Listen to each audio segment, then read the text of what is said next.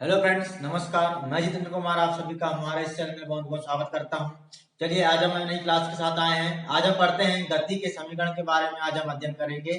तो एक समान त्वरित गति के लिए हम विस्थापन, वेग और त्वरण में संबंध निकालते हैं। इसी को दूसरे शब्दों में क्या बोलते हैं? हम गति के समीकरण कहते हैं। तो जब कोई वस्तु गतिमान अवस्था में होती है, जब कोई वस्तु गति करती है, तो हम उस वस्तु के किन्हीं भी दो बिंदुओं को लेकर उसकी गति का अध्ययन करते हैं। तो उसके बारे में हम तीन समीकरण निकालते हैं। यहाँ पर देखिए आप, यदि मान लेता हूं मैं यहाँ पे कोई वस्तु जो है गति कर रही है, ये वस्तु है गति कर रही है एक सरल रेखा में। तो इस वस्तु के मैं कोई भी इसकी गति के कोई भी दो बिंदु लूंगा। एक बिंदु ये हो गया और दूसरा बिंदु ये हो गया। ठीक है, इस वस्तु की गति के मैंने कोई भी दो बिंदु लिया है। तो इस बिंदु पर जो वेग होगा उसको क्या कहा जाएगा?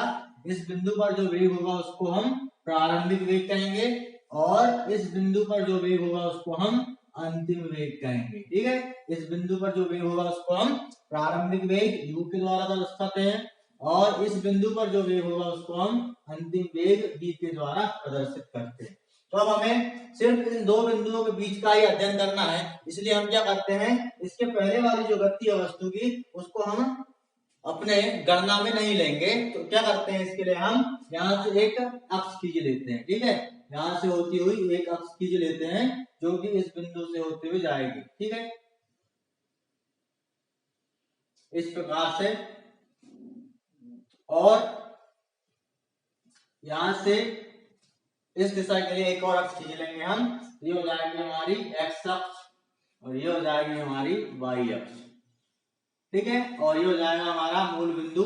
तो इस फ्रेम के सापेक्ष, इस फ्रेम निर्देश तंत्र के सापेक्ष हम क्या करेंगे, हमारी गति करने वाली वस्तु की पूरी गणना लेंगे हम, जिसका प्रारंभिक बिंदु क्या है, ए है, जिसका अंतिम बिंदु हम क्या मान लेते हैं, बी मान लेते हैं।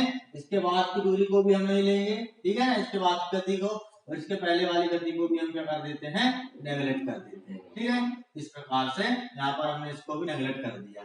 तो इस प्रकार से हमने किसी गति करती हुई वस्तु, एक समान त्वरित गति करती हुई वस्तु के कोई दो बिंदु लिया है। पहले बिंदु का प्रारंभिक वेग जो u है, और अंतिम बिंदु का जो वेग है, अंतिम वेग, उसको बोलते हैं हम v बोलते हैं। तो यहाँ पर देखिए, इसको मैं बिंदु को रेखा द्वारा यहाँ पर मिला देता हूं,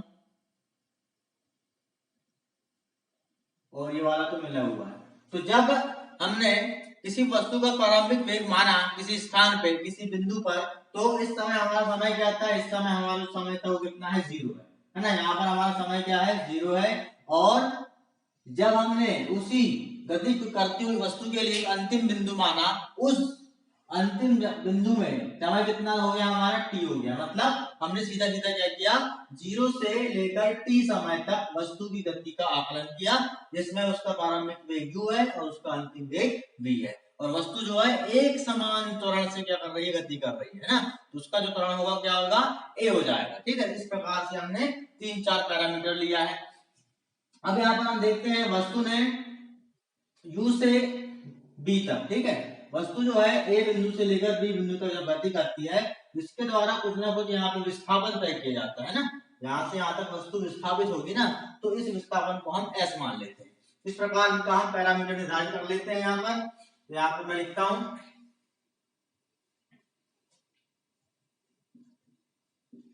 माना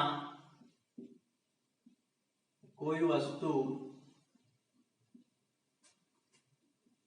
एक समान त्वरण ए से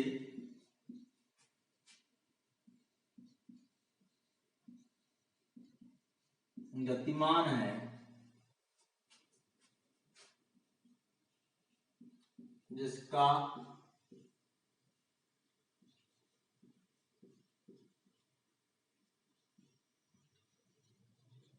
प्रारंभिक वेग u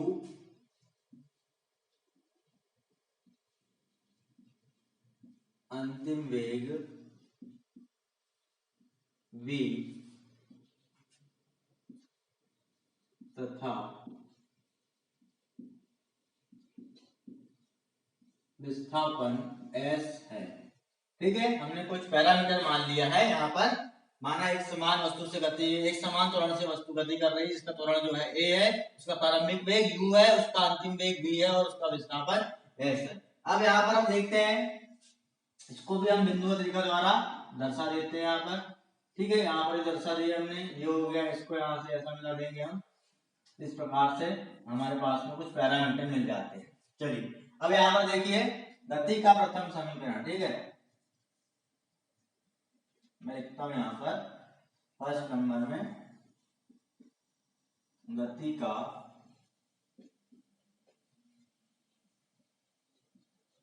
प्रथम समीकरण। गति का प्रथम समीकरण।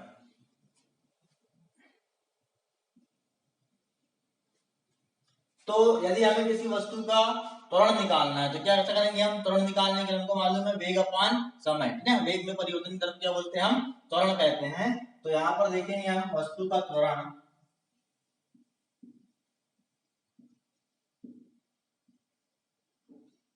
ठीक है, मैं यहाँ पर लिख रहा हूं वस्तु का त्वरण बराबर क्या हो जाएगा? वस्तु का त्वरण जो है ग्राफिक विधि है ना, ये जो पढ़ रहा है अभी हमने क्या है, ग्राफिक विधि है। तो इसमें हम देखते हैं ये जो हमारी एक सरल रेखा होती है, हमारी क्या है, एक सरल रेखा है। इस सरल रेखा का जो ढाल होगा, इस सरल रेखा का जो ढाल होगा, जिसको हम गणित की भाषा में क्या बोलते हैं? प्रवणता, है ना। ढाल को गणित की भाषा में क्या कहते हैं? हम प्रवणता कहते हैं। इस सरल रेखा की जो भी प्रवणता होगी उसे हम क्या कहेंगे? उस वस्तु का त्वरण कहेंगे, ठीक है ना। तो किसी भी वस्तु की जो प्रवणता है उसको कैसे निकालते हैं हम? इसको निकालने के लिए हम क्या करते हैं, y अक्ष के, है ना, y अक्ष में जितना इसका परिवर्तन हुआ है उससे x अक्ष के परिवर्तन को क्या कर देंगे, हम भाग दे देंगे। इस प्रकार देखिए यहाँ पर देखते हैं y अक्ष में क्या परिवर्तन हुआ है। तो y अक्ष में वस्तु जो है कहां से कहां तक गई है? v माइनस, ठीक है। चलो यहाँ पर लिख लेता हूं त्वरण बराबर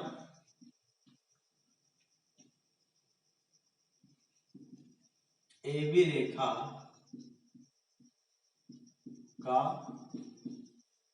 ढाल, ठीक है। AB रेखा का ढाल जो होगा क्या होगा? इसका त्वरण होगा। यहाँ पर देखिए आप AB रेखा का ढाल कैसे निकालेंगे हम? V माइनस U, ठीक है। यहाँ पर देखिए आप इसका जो अंतिम वेग है V, और इसमें से क्या करेंगे? प्रारंभिक वेग को घटा देंगे, ठीक है।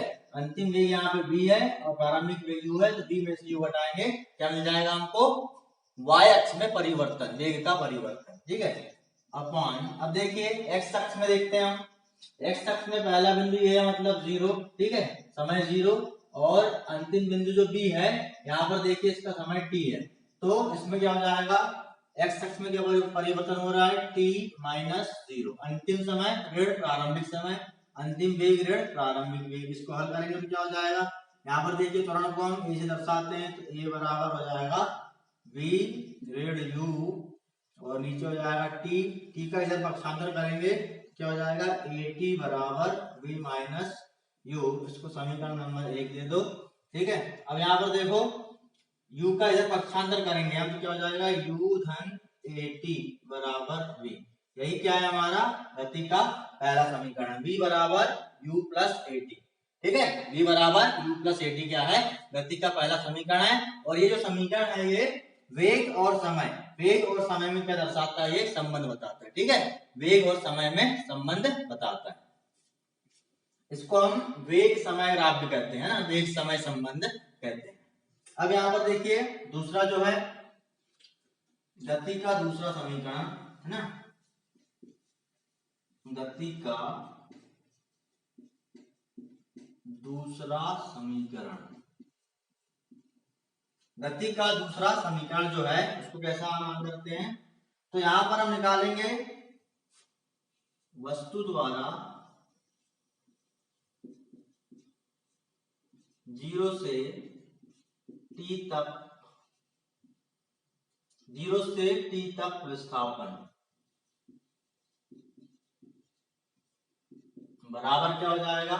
वस्तु द्वारा 0 से t तक कितना विस्थापन किया गया है, इसको हम कैसे निकालेंगे? ग्राफ के रूप में। तो यहाँ पर देखिए ए बी रेखा द्वारा जो क्षेत्र घेरा जा रहा है, मतलब इसके नीचे का ये पूरा क्षेत्र, ठीक है ना, आप देख रहे होंगे।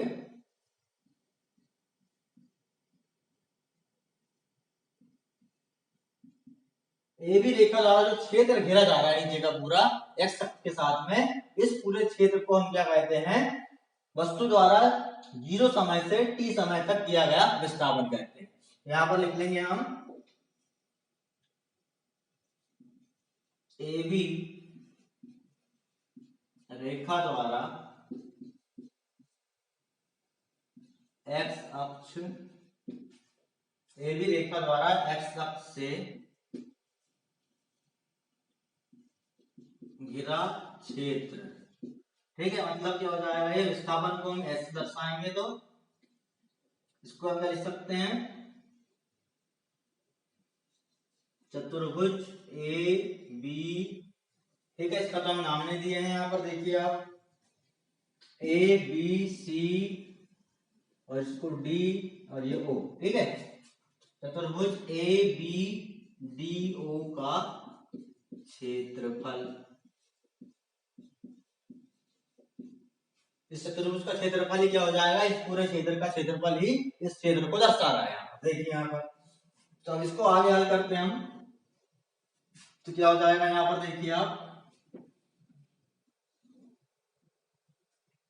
S बराबर, अब यहाँ पर देखिए आप, ये जो पूरा चतुर्भुज है हमारे पास में, यहाँ से यहाँ तक पूरा एरिया है, इसमें हमको क्या क्या दिख रहा है, एक तो हमको एक आयत दिख रहा है, ये वाला आयत, ठीक है ना, ए सी डी ओ, और दूसरा क्या दिख रहा है हमको, एक त्रिभुज दिख रहा है, ठीक है। दोनों को आपस में जोड़ेंगे हम तो क्या मिल जाएगा, हमको पूरा क्षेत्र मिल जाता है। यहाँ पर वही करेंगे हम, आयत है ना, आयत जो है क्या है इसका नाम, ए सी डी ओ का क्षेत्रफल धन त्रिभुज एबीसी का क्षेत्रफल, ठीक है। आयत का क्षेत्रफल धन त्रिभुज का क्षेत्रफल, दोनों को जोड़ेंगे हम तो क्या मिल जाएगा, हमको कुल क्षेत्रफल मिल जाएगा। तो हमको मालूम है आयत का क्षेत्रफल क्या होता है, इसका सूत्र लंबाई गुणा चौड़ाई। लंबाई क्या है इसकी, यहाँ से यहाँ तक देखो क्या है, ये लंबाई है, तो चौड़ाई जो है ये है, ठीक है।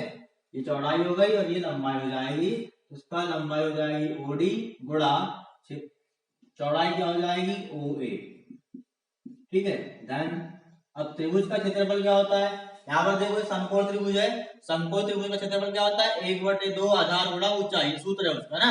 यहाँ पर देखिए 1/2 आधार क्या है इसका, इस त्रिभुज का आधार क्या है, इसका आधार जो है बीसी है, और ऊंचाई क्या है इसकी, एसी है ना, ये इसकी ऊंचाई हो जाएगी एसी, और ये जो है इसका क्या हो जाएगा, आधार हो जाएगा। अब देखिए यहाँ पर इन भुजाओं की हमको लंबाई निकालना है, सभी भुजाओं की लंबाई निकालना है। तो लंबाई कैसे निकालते हैं हम, अंतिम लंबाई में से प्रारंभिक लंबाई घटा देंगे, ठीक है। यहाँ पर देखो ओडी, ओ से लेकर डी तक की, यहाँ पर देखो तो क्या हो जाएगा, यहाँ पे अंतिम समय टी है, इसमें से क्या करेंगे हम, प्रारंभिक समय घटा देंगे, तो क्या हो जाएगा ये टी माइनस 0,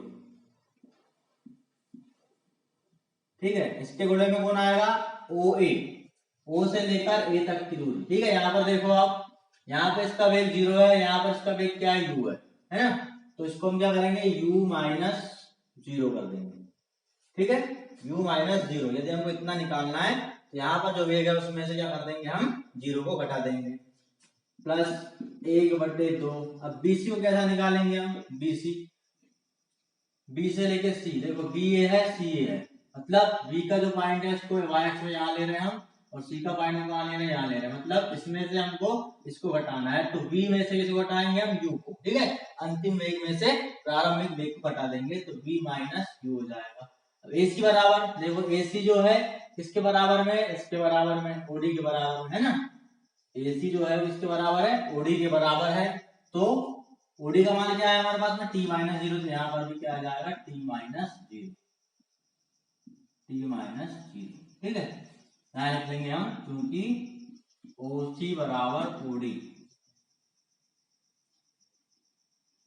एसी बराबर ओडी। अब इसको आगे करते हैं हम, देखो यहाँ पे मल्टीप्लाई करेंगे तो u का d से होगा तो ut हो जाएगा ये, है ना। धन यहाँ पे देखो 1/2 है ना, इसका मान क्या होता है, चलो इसको ऐसा लिख देते माइनस v माइनस यू और यहाँ पे हो जाएगा ओनली t। अब समीकरण 1 से ये वाला समीकरण देखिए आप, v माइनस यू बराबर क्या है 80, ठीक है, मान रख देंगे तो ये हो जाएगा s बराबर ut प्लस 1/2, इसका मान क्या है, देखिए यहाँ पर v minus u equal to 80 है, इसका मान हो जाएगा 80 हो जाएगा और इंटू टी हो जाएगा, इसको सही करेंगे तो हो जाएगा s बराबर ut प्लस 1/2 at का वर्ग, ठीक है, ये हो जाएगा हमारा गति का दूसरा समीकरण, ठीक है ना। ये हमारा क्या है, गति का दूसरा समीकरण है। इसमें देखिए हमको किस किस के बीच में संबंध मिल रहा है, तो इसमें विस्थापन और समय के बीच में हमको संबंध मिलता है, ठीक है, विस्थापन और समय संबंध को यह बताता है, ठीक है। इसके बाद में देखते हैं हम अगला वाला जो है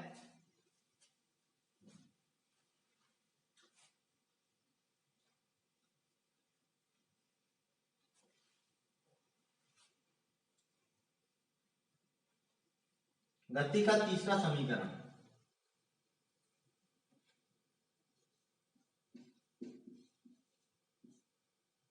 ठीक है, थर्ड नंबर में आएगा गति का तृतीय समीकरण। इसमें देखेंगे हम वस्तु द्वारा 0 से t तक विस्थापन बराबर ए बी रेखा द्वारा x अक्ष में घिरा क्षेत्र S बराबर हो जाएगा चतुर्भुज ए बी डी ओ का क्षेत्रफल, ठीक है, चतुर्भुज ए बी डी ओ का क्षेत्रफल। तो यहाँ पर देखिए आप इसको हम सॉल्व कर लेते हैं, ठीक है, इसको नोट करना तो आप कर लीजिए पॉज करके वीडियो को। अब इसके आगे देखते हैं हम यहाँ पे,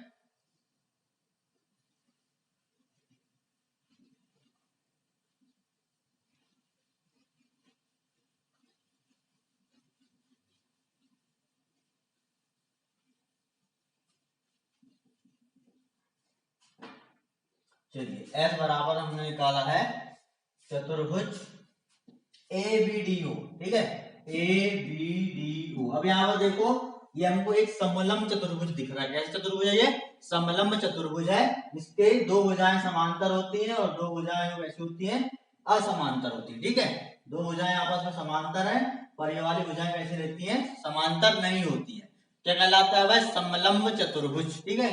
तो समलंब चतुर्भुज का क्षेत्रफल का सूत्र क्या होता है, समलंब चतुर्भुज का क्षेत्रफल का सूत्र क्या होता है, 1/2 दोनों आधार ना समांतर भुजाओं का योग, ठीक है, दोनों समांतर भुजाओं का योग क्या हो जाएगा, यहाँ पर देखो एक समांतर भुजा ये है, एक समांतर भुजा ये है, तो यहाँ पर देखो ओ ए धन दूसरी वाली क्या है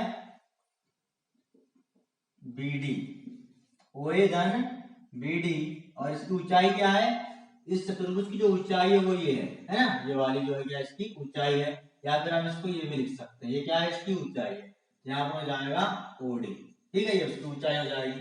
यहाँ पर देखिए आप 1/2 ओ ए का मान कैसा निकालते हैं हम, ओ से लेके ए तक की दूरी u माइनस, है ना, ये जो u है यहाँ पर है u माइनस 0, हो जाएगा u माइनस 0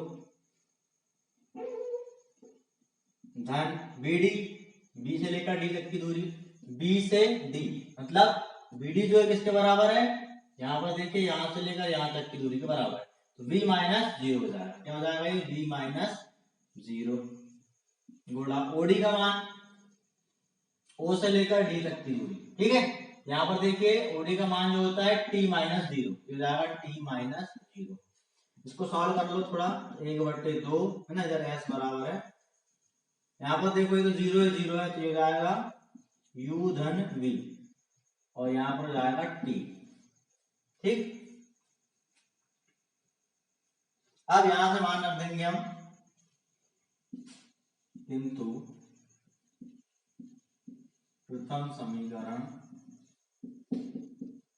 से क्या होता है v माइनस यू बटे ए बराबर होता है t, है ना, यहाँ पर t का मान रखने पर t का मान रखने पर t का मान रख दो, ये वाला जो t का मान है इसको यहाँ पे रखना है हमको, देखो यहाँ से लिया हमने t का मान, है ना, इसको पक्षांतर करेंगे तो यहाँ पे t बराबर ही आ जाएगा, तो t बराबर इतना रख देंगे हम, क्या हो जाएगा यहाँ पर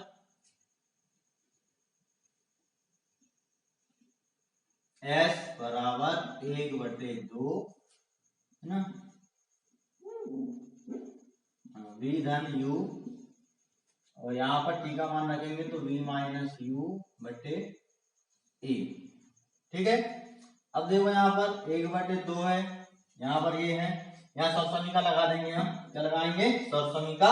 ये हो जाएगा s बराबर, यहाँ पर देखो v धन u v माइनस u है ना, सौसमी का पढ़े हमने, a ऋण b, दूसरे कोष्टक में a धन b बराबर क्या होता है, a का वर्ग ऋण b का वर्ग। तो वही वाली सौसमी का लगाना है यहाँ पर हमको। क्या हो जाएगा, ये v का वर्ग ऋण u का वर्ग बटे नीचे क्या है 2, और यहाँ पर क्या है a। ठीक है, तो हो जाएगा 2a। इसका इधर पक्ष बदल लो। ठीक है, पक्ष बदलेंगे तो क्या हो जाएगा, ये 2a और इसमें गुणा हो जाएगा s का बराबर v का वर्ग ऋण u का वर्ग। अब यहाँ से u का वर्ग को इधर पक्षांतर कर दो। ठीक है ना, क्या हो जाएगा, ये 2as धन u का वर्ग बराबर v का वर्ग। तो ये जो है हमारा गति का तीसरा समीकरण है। क्या है, ये हमारा गति का तीसरा समीकरण है। इस प्रकार से इसमें हमको किस किसके बीच में संबंध मिल रहा है, वेग और विस्थापन। ठीक है, वेग और विस्थापन के बीच में हमको यहाँ पर संबंध मिलता है। तो इस प्रकार से हम देखते हैं गति के तीनों समीकरण जो हैं वो अलग अलग राशियों के बीच में संबंध हमें बताते हैं। और ये जो अभी हमने पढ़ा है ये कैसी है, ग्राफीय विधि है। क्या बोलते हैं इसको हम, ग्राफीय विधि कहते हैं। ठीक है, ग्राफीय विधि, क्योंकि हमने इसको ग्राफ के माध्यम से क्या किया है, तीनों समीकरणों को प्राप्त किया, इसलिए क्या बोलते हैं इसको हम ग्राफीय विधि कहते हैं। तो ओके दोस्तों, धन्यवाद। आज का वीडियो यहीं पे समाप्त करते हैं हम। वीडियो को लाइक शेयर जरूर करें, उम्मीद है हमें कि आपको ये वीडियो पसंद आया होगा। तो हमारे चैनल को सब्सक्राइब जरूर करें। धन्यवाद, नमस्कार।